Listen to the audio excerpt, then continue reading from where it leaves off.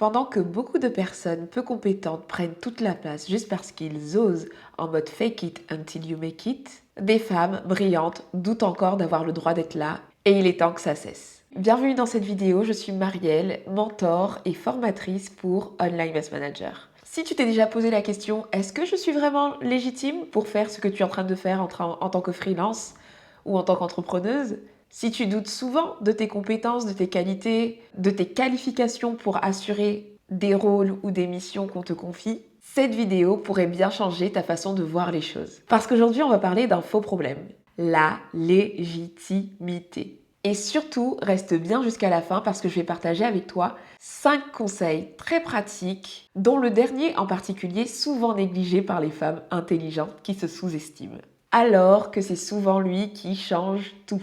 Alors c'est parti, voyons tout de suite ensemble ton rapport à la légitimité. Déjà, lorsqu'on aborde ce type de sujet, j'aime savoir de quoi on parle. Quand on parle de légitimité, si je cherche la définition, on va aller la chercher. Légitimité, non féminin dérivé de légitime, caractère de ce qui est fondé en droit ou de ce qui est conforme à l'équité, à la raison, aux règles établies, à la tradition. La légitimité d'une demande, d'une action, contester la légitimité d'un mariage, la légitimité d'une pratique, d'un usage. Bref, en parlant d'une personne, il a perdu toute sa légitimité, son pouvoir, son autorité, son prestige ne sont plus reconnus. Quand on parle de légitimité, donc on parle du fait, si je comprends bien, de conformité, être conforme à certaines attentes, être conforme à certaines règles, certaines traditions, et surtout trouver cela juste. Donc en résumé, lorsque tu te demandes si tu es légitime ou pas, tu es tout simplement en train de jauger. Est-ce que c'est juste pour moi de faire cette chose-là? Est-ce qu'il est juste, équitable pour moi d'aller sur ce type de poste, ce type d'option? Est-ce que ça rentre dans les cases? Est-ce que ça rentre dans les clous? Est-ce que je check bien toutes les cases? Donc on est sur une auto-évaluation. D'ailleurs, en te parlant de légitimité, j'avais envie de souligner qu'il y a en réalité 2 aspects de la légitimité pour qu'on soit bien d'accord du sujet que j'aborde dans cette vidéo. On va avoir, premièrement, la légitimité perçue. La légitimité perçue, c'est la légitimité que les autres voient. En gros, cette légitimité, elle est donnée par les autres, par rapport à des critères spécifiques aussi. Et on a d'un autre côté la légitimité ressentie, donc qui est finalement la légitimité que nous, notre regard de nous-mêmes sur notre capacité à être légitime dans un contexte précis. Et c'est de ça dont je veux parler, parce que, soyons d'accord, on peut très bien être légitime, même perçu comme étant légitime par d'autres, mais ne pas se sentir légitime nous-mêmes.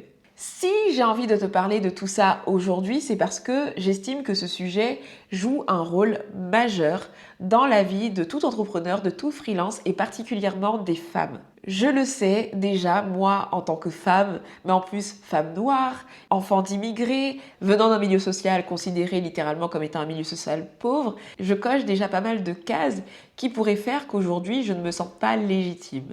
Mais on va s'arrêter aujourd'hui juste au rôle de femme. Est-ce que tu sais qu'aujourd'hui, beaucoup de statistiques prouvent que le sentiment d'illégitimité, le syndrome de l'imposteur, touche énormément la gente féminine.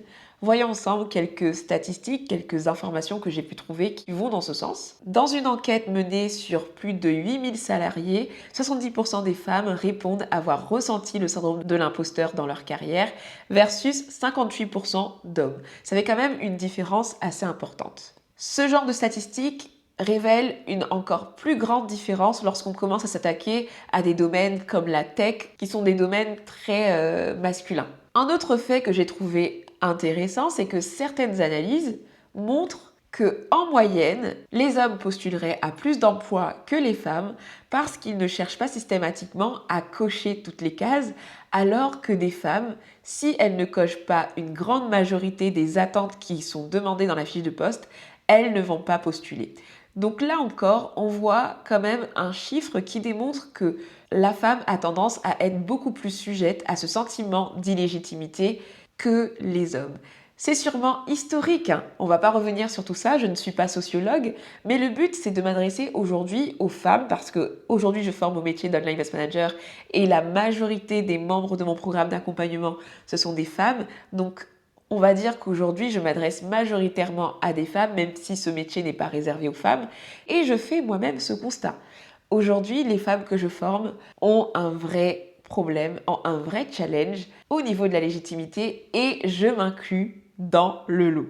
Et l'enjeu de la légitimité est plus qu'important pour des rôles comme celui d'Online Business Manager ou même lorsqu'on décide tout simplement de se lancer en tant qu'entrepreneur sur le web, peu importe la forme d'entrepreneuriat, dès qu'on va vers des challenges, on doit prendre des responsabilités, faire des choses qui nous sortent de notre zone de confort, la notion de légitimité est plus qu'importante. Si en tant qu'OBM, en tant que freelance, tu traînes ce sentiment d'illégitimité au plus profond de toi et que tu l'entretiens, en fait, tu es tout simplement en train d'ouvrir la porte à un tas de choses qui vont freiner et ralentir ton avancement, tes résultats. Et si tu n'as pas conscience des conséquences que ça peut avoir chez toi actuellement, je vais partager avec toi 6 manifestations tangibles d'un manque de sentiment de légitimité. Premièrement, l'autocensure. Si tu as un sentiment d'illégitimité, il y a de fortes chances que tu ne t'exprimes pas, que tu ne te montres pas, que tu n'oses pas partager ce que tu fais, partager tes pensées. Il y a de fortes chances aussi que tu minimises totalement ton savoir, tes compétences, parce que tu t'autocensures et tu ne te sens pas légitime. Deuxième impact, deuxième manifestation, la surpréparation. Si tu es victime de ton sentiment d'illégitimité, il y a de fortes chances que tu sois en train de tout vouloir maîtriser. Par exemple, tu vas te lancer dans l'aventure entrepreneuriale, tu vas vouloir absolument tout maîtriser, tout préparer, etc. avant de te lancer. Tu vas te former encore et encore. Tu vas vouloir chercher le sentiment d'être prête à 100%. Tant que tu seras à 99%, tu vas même pas te lancer. Parce que tu as peur tout simplement d'être démasqué. Troisième manifestation de ce manque de légitimité, on a la sous-évaluation. Lorsqu'on va te demander tes prix, tu vas être en PLS, tu vas avoir du mal à poser ton cadre lors de tes missions, etc. Et tu vas constamment te sous-évaluer ta valeur, sous-évaluer ce que tu vaux, etc. Et forcément, tout ça va avoir un impact sur le développement de ton chiffre d'affaires. Quatrième impact, le besoin excessif de validation. Vouloir être encouragé, vouloir avoir un avis extérieur, ce n'est pas problématique. Mais lorsque tu es victime d'un sentiment d'illégitimité qui est beaucoup trop fort, tu vas constamment chercher l'approbation des autres pour tout et n'importe quoi. Et tant que tu ne l'auras pas, tu n'avanceras pas. Tu doutes sûrement de toutes les décisions que tu prends et tu as sûrement très peur de mal faire. Cinquième impact, et là on est en plein dedans, surtout quand on est entrepreneur à son compte, la comparaison et la comparaison, encore une fois, excessive. Lorsque tu doutes de ta légitimité, tu te compares souvent aux autres. Et malheureusement, le constat sera toujours le même. Comme tu n'es pas capable de voir ce que tu vaux vraiment, eh bien tu vas souvent te dévaluer, tu vas tout le temps te sentir à la traîne et voir tout le monde comme étant mieux que toi, au-dessus de toi. Et évidemment, machin et machine seront toujours plus légitimes que toi. Sixième et dernière conséquence qui concerne beaucoup les OBM, c'est que le fait de se sentir illégitime va venir saboter directement ta posture. Lorsque tu choisis d'être OBM, tu choisis de prendre des responsabilités à l'intérieur de la boîte d'une personne. Ça nécessite du leadership parce que tu vas avoir sûrement du management transversal, tu vas devoir prendre des décisions, tu vas devoir être force de proposition.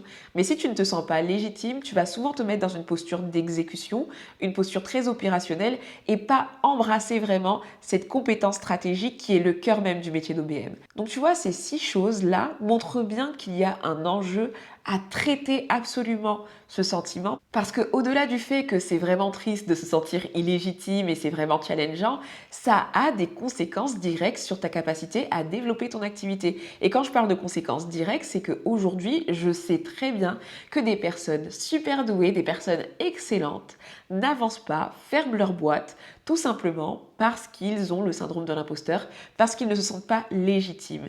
Et encore une fois, je la ramène. Je ne suis pas en train de te dire quelque chose que je ne vis pas moi-même. Ça fait 5 ans que je suis entrepreneuse, 5 ans que j'ai moi-même fait face à des phases de doute, bien plus d'années que je suis challengée dans ma vie par rapport à mon contexte de départ, qui aurait pu bien sûr me challenger. Quand on vient comme moi d'un milieu défavorisé, etc., je sais ce que c'est que de se dire mais est-ce que j'ai vraiment le droit d'être là? Je vais vous raconter une scène qui m'a beaucoup marquée durant mes années de salarié.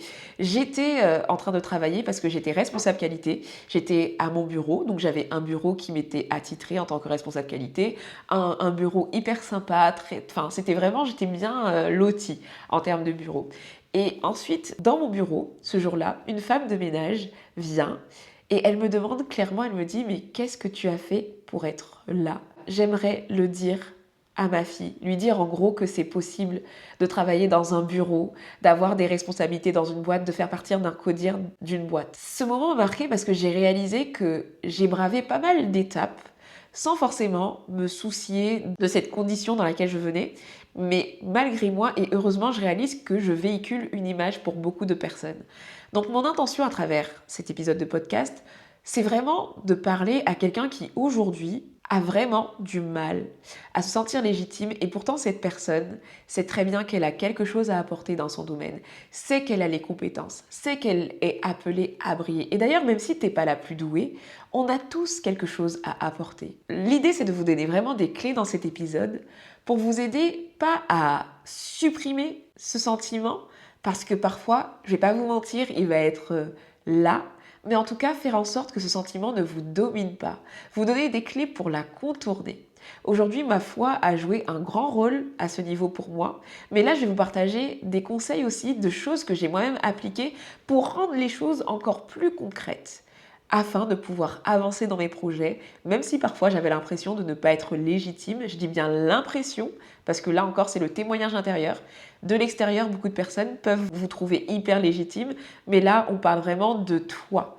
Parce que oui, parfois des personnes extérieures peuvent voir cette valeur en toi, peuvent t'encourager, peuvent te dire que tu es légitime, mais tant que toi, tu ne sauras pas au fond de toi que tu es légitime, les impacts que tu vivras, le fruit de toutes les actions que tu auras, ce sera tout ce que je viens de te citer. De l'autocensure, de l'autosabotage, la dévalorisation de ce que tu fais, de la comparaison toxique, etc. Alors sans plus tarder, voyons ensemble 5 conseils très pratiques pour construire, bâtir, renforcer ton sentiment de légitimité intrinsèque. Mais avant ça, j'aimerais te demander une faveur. Si tu regardes cet épisode de podcast sur YouTube et que tu apprécies le contenu que je partage sur cette chaîne ou même tout simplement cette vidéo jusqu'ici, je t'invite à t'abonner, à liker et aussi à laisser un petit commentaire à la fin. Tout ça pour encourager le bon référencement de la chaîne YouTube. C'est parti, le premier conseil que j'ai envie de te partager, c'est tout simplement de sortir de la comparaison en t'appuyant un maximum sur tes forces. La comparaison est l'un des plus gros voleurs de légitimité. Ce que tu vas faire, c'est que tu vas te comparer à des personnes, des activités, des profils, des personnalités qui ne sont pas toi, qui n'ont pas ton parcours, qui n'ont pas ton vécu. Tu vas chercher à comparer l'incomparable tout simplement parce que toi, par définition, tu es quelqu'un d'unique, tu as un parcours unique et en regardant trop à ce que font les autres, en regardant trop à ce qui se passe chez machin, chez bidule, tu oublies totalement de valoriser tes propres qualités, de t'appuyer sur tes forces, de t'appuyer sur ce qui fait de toi la personne que tu es, ce qui va te différencier des autres. Te sentir légitime aujourd'hui passera forcément par le fait d'identifier concrètement tes forces. Si je te pose la question là maintenant, quelles sont tes forces, quels sont tes points forts naturels dans le domaine dans lequel tu te sens illégitime? Est-ce que tu saurais répondre à cette question? Il est temps que tu reconnaisses vraiment ce que tu fais bien et que tu arrêtes de le mettre sous le tapis, de dire « oh mais non, c'est rien, etc. » Moi, aujourd'hui, je suis capable de dire que je suis une excellente chef de projet. J'aime trop gérer des projets et je fais ça super bien. J'ai un don pour organiser, j'ai un don pour structurer les éléments et j'en suis consciente et j'en suis fière et je remercie Dieu de m'avoir donné ces compétences et talents que j'ai bien sûr travaillé, affiné, etc. Mais je suis fière d'avoir ces compétences. Et toi alors, qu'est-ce que tu as de bon à offrir? Dans quel domaine tu es forte? Dans quelle perspective tu es forte? Parce que là, j'ai nommé une compétence, mais ça peut être une approche, ça peut être ta façon de faire qui est différente et qui est un bel avantage. Plutôt que de regarder ce que font les autres, regarde à ce que toi tu apportes. Et à partir de ça, tu vas pouvoir construire et prendre ta place à partir de qui tu es vraiment et pas en cherchant à être quelqu'un d'autre ou même en t'auto-censurant parce que tu as l'impression que les autres font mieux que toi. Deuxième conseil pratique, accumule des preuves réelles. Parce que oui, je t'arrête tout de suite, moi je suis pas dans le fake it until you make it. Parce que lorsqu'on est freelance, on apporte des vraies compétences. Lorsqu'on est freelance et qu'on arrive dans une entreprise, qu'on nous recrute, on doit pouvoir faire la différence. Le client qui facture une prestation fait appel à une expertise, donc il doit en avoir pour son argent et avoir le résultat qu'il attend. Donc je suis pas en train de te dire ouais, ne sois plus illégitime, ne te sens plus illégitime, fonce, même si t'as pas les compétences, vas-y, ose. Non, ça c'est la team fake it until you make it, ça c'est la team des arnaqueurs qui mentent sur leurs compétences, etc. On n'est pas dans ça. Ici la politique, c'est que je sais que la plupart d'entre vous, vous êtes vraiment compétents. L'idée, c'est que maintenant, vous ayez les preuves de ces compétences. Dans un premier temps, effectivement, tu peux te former. Tu peux te former, mais la formation, peut-être que ça va pas suffire, il va te falloir t'entraîner. C'est d'ailleurs pour ça que dans Projet OBM, on n'a pas juste de la formation, parce que j'estime que juste avoir l'information ne te donne pas assez la preuve que tu maîtrises le truc, tu vois. Donc pour chaque compétence dans Projet OBM, qui est mon programme d'accompagnement pour les OBM, j'ai fait en sorte d'avoir un entraînement et pas juste entraînement. Donc tu sais que tu es capable d'appliquer ce que tu as appris, mais en plus tu as le retour d'une mentor qui est encore sur le terrain et qui est expérimentée, qui te dit, ben voilà, ça c'est super, ça, ta posture, elle était top. D'ailleurs, ce que j'aime énormément faire, et c'est ça la beauté de construire un programme qu'on aime sur mesure comme ça, c'est que je fais en sorte aussi de pointer du doigt ce qui est différenciant. Ben regarde là, tu as été très créative. Ça, c'est un point fort que tu as. Tu utilises très bien cet outil-là, tu devrais le valoriser. J'aime énormément le faire avec mes clientes pour qu'elles puissent prendre conscience de leur angle différenciant, un peu comme je l'expliquais dans le premier conseil pratique, mais aussi qu'elles gagnent en confiance sur le fait qu'elles sont capables de vraiment pratiquer, exécuter ce qu'elles viennent d'apprendre. Donc du coup, oui, entraîne-toi et prouve-toi que tu es capable vraiment d'appliquer ce que tu veux proposer, ce que tu veux dire, tu vois. Ose prendre des missions. Et lors de ces missions, fais en sorte de lister les résultats concrets que tu as obtenus. Fais-toi un journal avec ça. Tu vas lister tous les résultats concrets que tu as obtenus. Comme un petit journal, la dernière fois, je l'ai fait avec une amie. On était en train d'échanger lors de la pause déj et on se disait, c'est fou tout ce qu'on a accompli, tout ce qu'on a fait.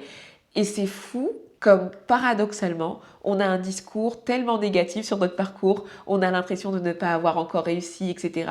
Parce qu'en fait, aujourd'hui, c'est la course. On voit tout le monde réussir, afficher des choses, des résultats exorbitants, et on a tendance à avoir un regard tellement négatif sur nous-mêmes. Et du coup, après la pause déjeuner, on est parti s'acheter des petits carnets qu'on a dédié à 100% à nos victoires, nos réussites. Et là, dans le contexte dans lequel tu te sens illégitime, tu peux faire un carnet thématique, tu peux avoir un bloc-notes thématique, je n'en sais rien, la forme t'appartient. Mais l'idée, c'est d'avoir un endroit où tu vas lister tout ce que tu fais de bien, tout ce qui te rend vraiment légitime. Tu vois vraiment des résultats concrets, pas ce que tu t'es inventé dans ta tête, hein. Mais si tu as aidé un client qui a eu un résultat, note-le. J'ai travaillé sur le lancement de machines. Grâce à moi, elle a pu se concentrer sur sa zone de génie et elle a généré tant d'euros lors de ce lancement. Et moi, j'ai managé une équipe de 8 personnes. Et peut-être des personnes qui te disent que tu es formidable, tu prends des captures d'écran comme ça et tu les mets dans ton bloc-notes. Mais l'idée, c'est de prouver à ton cerveau que tu gères vraiment. Parce que sinon, tu auras toujours l'impression d'être une imposture. Et tout ça, montre-le, regarde-le régulièrement pour que tu puisses te dire, mais en fait, mais oui, je mets ce tarif parce que voilà, j'ai tout ça, j'ai toute cette expérience. Voilà ce que je sais faire. Voilà ce que j'ai déjà pratiqué. Voilà ce que j'ai déjà enduré. Voilà ce qui me permet d'être légitime à ce niveau-là. Et j'ouvre la parenthèse parce que peut-être en faisant cet exercice, tu vas te rendre compte, mais en fait, je ne suis pas si légitime pour ce projet parce que je n'ai jamais fait ça. Et c'est là où justement, si tu veux être plus légitime et donc pas être de la team fake it, vraiment dans le mauvais sens du terme, hein, parce qu'on peut fake en mode j'ose, j'ai de l'audace et tout, là je parle vraiment du fait de mentir, eh bien tu vas pouvoir tout simplement te poser et te dire comment devenir légitime dans ce point-là. Est-ce que je dois me former? Qu'est-ce que je dois faire pour me sentir plus légitime? Tu vois, c'est aussi un conseil qui te permet de travailler à ta vraie légitimité. C'est pour ça qu'ici, on n'est pas de la team fake it, on est de la team build it. Build it, build it. Pourquoi je mets des mots anglais alors que j'ai pas l'accent? Build it. En gros, build it, ça veut dire que tu vas construire ta légitimité. Tu vas pas fake. Donc tu peux être tout à fait transparente, excellente, en travaillant aussi à être plus légitime dans certains aspects. Troisième conseil pratique, assume ton histoire sans avoir à te justifier.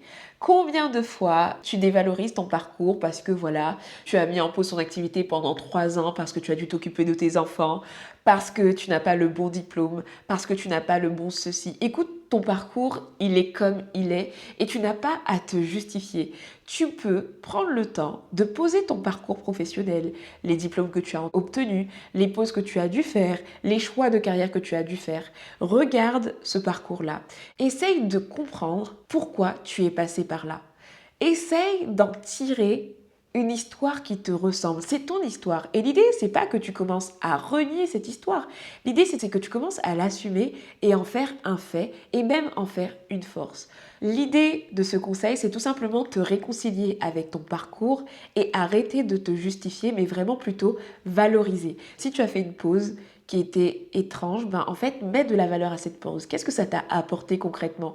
Parce que ton parcours, même les choses qui pourraient être considérées comme des erreurs de parcours, comme des choses qui n'ont pas de sens, en fait, au final, tu peux les valoriser et auprès des personnes à qui ça fera écho, bah, tu sauras accepter et ça ne sera pas un problème. Dans mon cas, par exemple, j'ai commencé par un BTS analyse biologique médicale et aujourd'hui, je ne fais pas du tout ça. Et en fait, des fois, dans mon parcours, lorsque je postulais dans des postes de cadre en tant que responsable qualité, etc., on pouvait me poser la question pourquoi une telle réorientation, etc. En fait, je ne le justifiais pas en mode « Oh, je me suis trompée de parcours, etc. » Mais j'allais vraiment chercher et valoriser parce que c'est à travers ce métier justement d'analyse biologique et médicale que j'ai découvert tout l'aspect contrôle qualité, l'aspect management transversal, l'aspect process, etc. Et c'est ce qui m'a donné envie finalement de poursuivre mes études. C'est une expérience finalement qui m'a permis de faire ressortir ma capacité à faire des choix vraiment alignés et à savoir ce que je veux vraiment et ne pas m'arrêter au fait que bah voilà, je me suis trompée d'études. Donc aujourd'hui, je t'invite vraiment à prendre le temps de poser ton parcours et valoriser ce qu'il y a à valoriser et surtout à assumer pleinement tes choix mais également tes erreurs. Quatrième conseil pratique, choisir la responsabilité plutôt que la protection. Parce que parfois, le sentiment d'illégitimité va être utilisé malheureusement comme une sorte de protection pour se cacher derrière des excuses, pour ne pas oser par exemple démarcher le client avec qui tu oses rêver, travailler, ne pas poster ce contenu que tu as vraiment envie de partager. Ne pas oser franchir le pas d'investir dans un programme de formation, j'en sais rien. Parce qu'en réalité, lorsque tu te dis que tu es illégitime et que tu acceptes ce fait, au final, qu'est-ce que tu es en train d'éviter? Tu t'évites d'échouer, tu t'évites de te confronter au regard des autres, tu t'évites de prendre des risques. Mais lorsque tu décides de prendre tes responsabilités vis-à-vis de ce sentiment et surtout vis-à-vis de ce qui te tient vraiment à cœur, parce qu'on est vraiment en train de parler de ça, on ne parle pas juste d'un sentiment, on parle d'un sentiment qui t'empêche d'aller vers ce qui te tient à cœur. Et bien lorsque tu décides de prendre ces fameuses responsabilités, tu décides finalement de t'exposer, d'être vulnérable, oui, mais d'oser, d'accepter de te tromper et finalement d'apprendre en avançant parce que c'est comme ça qu'on apprend. Ton chemin ne sera pas parfait et l'idée c'est de se dire qu'on est dans une dynamique d'amélioration continue et qu'on avancera, qu'on se trompera, mais que ce n'est pas grave. Tant que ton sentiment d'illégitimité sera une protection pour te dire bah non je postule pas à ça, non je ne fais pas ça parce que je ne suis pas légitime, eh bien c'est simple en fait, tu n'avanceras pas vers ce qui te tient vraiment à cœur et tu vas juste nourrir tes frustrations et tes regrets. On arrive au cinquième et dernier conseil, c'est le conseil que je vous ai teasé en début d'épisode. Et en fait ce conseil, il est très très simple, mais il est dur à appliquer, je le sais. Ce conseil, c'est d'agir malgré le doute. En fait, la légitimité, il faut comprendre que c'est pas l'absence de doute. Il y a énormément de personnes légitimes qui doutent. Moi aujourd'hui par exemple, beaucoup de personnes me font confiance, que ce soit pour Projet OBM, que ce soit pour mon activité Décision d'avancer. Et pourtant, je suis parfois en proie au doute. Mais la grande différence, c'est qu'aujourd'hui, je ne me laisse pas dominer par mes doutes. Et j'avance malgré mes doutes. J'ai décidé tout simplement de ne pas confondre l'inconfort et l'incapacité, car c'est l'erreur que j'ai pu faire à mes débuts. Ce qui me semblait inconfortable, je me disais que c'est parce que je n'en étais pas capable. Quand j'ai démarré mon premier projet sur le web, celui qui m'a permis de me lancer dans l'entrepreneuriat en ligne, et si on avançait, je ne faisais pas de story, je ne me montrais pas. Je ne me sentais pas capable d'y arriver. En réalité, c'est pas que je n'étais pas légitime, c'est pas que je n'étais pas capable, c'est juste que c'était inconfortable. Aujourd'hui, ce qui était inconfortable pour moi auparavant est devenu ma zone de confort. Donc attention, attention, attention à ne pas confondre incapacité et inconfort. L'autre chose à comprendre aussi par rapport à ce point du fait de passer à l'action, c'est que la légitimité, elle n'arrive pas avant de passer à l'action. Très souvent, elle arrive après. Il a fallu que je prenne ma première mission d'OBM alors que je venais à peine de découvrir le titre de ce métier pour me dire en fait j'en suis vraiment capable. Si je m'étais dit mais en fait il faut que je me sente vraiment légitime alors que j'avais jamais connu cette étiquette là avant et que je propose finalement à quelqu'un d'être son OBM juste comme ça sans avoir eu d'expérience avant, en fait, je serais passée à côté de plein d'opportunités. Il a fallu que je teste une première mission pour me sentir vraiment légitime. Ta légitimité va se construire dans l'action. Alors arrête d'attendre d'être parfaitement prête, d'avoir tout compris, d'être totalement rassurée. Dis-toi, j'y vais quand même. J'y vais avec ce que j'ai aujourd'hui. Parce que le piège, il est là.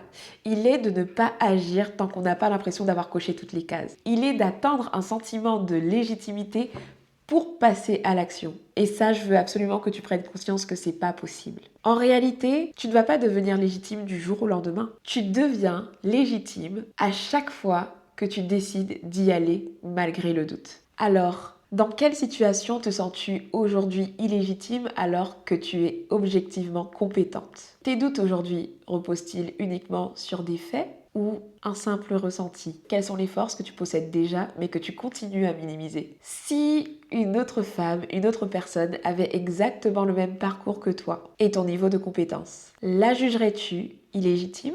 Voilà quelques conseils d'introspection que je t'invite à méditer sur le sujet. Et si tout ça résonne avec toi, si tu sais que tu es capable de plus, mais que le doute, le manque de compétences, la posture ou le manque de cadre freine encore ton évolution, alors sache une chose, je n'ai pas créé Projet OBM uniquement pour transmettre des compétences techniques. Je l'ai conçu pour aider les femmes à se structurer professionnellement, développer une posture solide, assumer pleinement leur rôle et sortir définitivement de cette sensation de je ne suis pas assez. Si tu veux découvrir le programme, tu trouveras toutes les informations dans la description. Merci à toi d'avoir regardé cette vidéo jusqu'ici. Alors dites-moi dans les commentaires si ce sujet vous parle, qu'est-ce que vous avez ressenti, quel déclic vous avez eu. Et de mon côté, je vous donne rendez-vous très vite pour un prochain épisode. Ciao ciao!